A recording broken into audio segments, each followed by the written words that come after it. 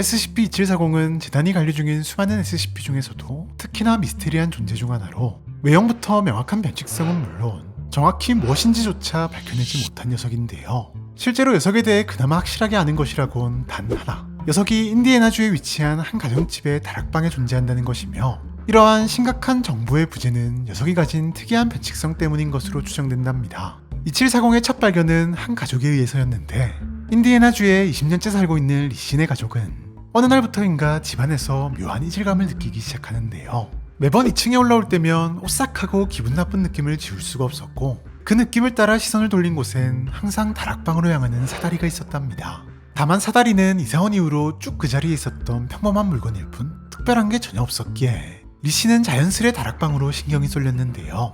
네, 사실 뭔가가 보이기는커녕 아무런 소리조차도 들리지 않았지만 무언가가 위에 있을 것만 같은 이유를 알 수 없는 강한 확신이 들었답니다. 결국 두려움을 떨쳐내고 조심스레 다락방으로 향한 리씨. 뭐가 튀어나올지 모르다 보니 리씨는 조심스레 사다리를 올랐고, 다락방의 어둠에 적응하고 정신을 차렸을 때는 천장이 눈앞에 있었는데요.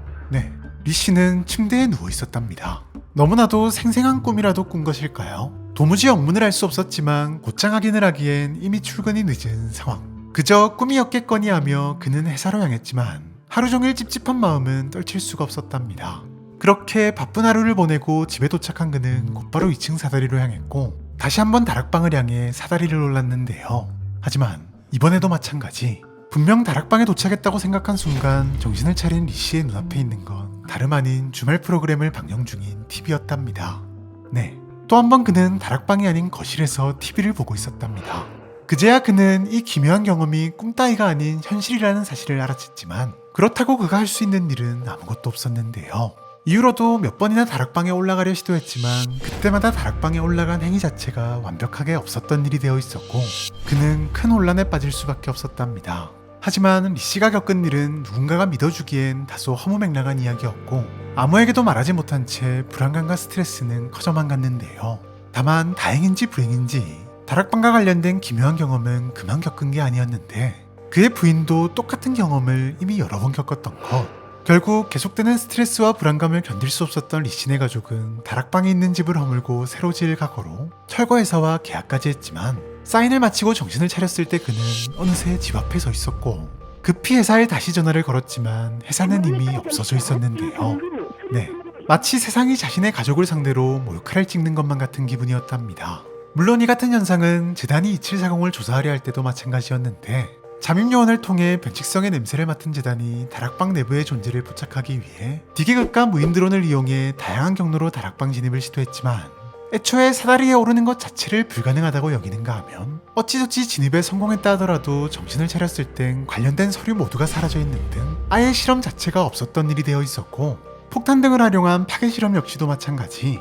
결국 어떤 방법으로도 다락방 내부의 존재를 확인하는 것은 불가능했는데요. 네, 재단조차 아무것도 알아낼 수 없었고, 2740의 변칙성을 직접 겪은 몇몇 박사들은 그저 녀석이 자신이나 자신의 정보에 대한 접근을 막는 항민 계열의 변칙 기체이며, 사건을 직접 겪은 당사자의 기억을 제외한 모든 사실을 없었던 것으로 만드는 변칙성을 가진 게 아닌가 추측할 뿐이랍니다. 다만 리 가족과의 면담을 통해 어쩌면 이 모든 현상의 시작이 그들의 첫째 딸인 올리비아에 대한 학대와 갈등 끝에 발생한 가출 사건 이후라는 단서를 얻을 수 있었고, 수소문 끝에 이름까지 바꾼 올리비아를 찾아 면담을 진행했지만 역시나 별다른 성과는 얻을 수 없었는데요. 반면 올리비아와의 면담 이후 재단에 이송되어 관리 중이던 리신의 가족에 대한 정보가 모조리 사라지는가 하면, 올리비아라는 사람은 원래부터 세상에 없었던 것처럼 그녀와 관련된 모든 자료가 완벽하게 사라지는 등 도무지 영문을 알 수 없는 일들이 연속으로 발생했답니다. 이에 담당 박사는 자신의 정보에 대한 접근을 막는 2740의 특성이 자신의 정보에 가까워지면 가까워질수록 현실 조작 수준으로 강력해진다고 추정. 추가적인 정보재해 및 인명피해가 발생하는 것을 막기 위해 직접적인 격리 및 연구를 보류 중이며, 그저 델타4b, 일명 가스 누출 시나리오를 유포해 2740에 있는 장소에 대한 모든 접근을 막는 중이라고 하네요.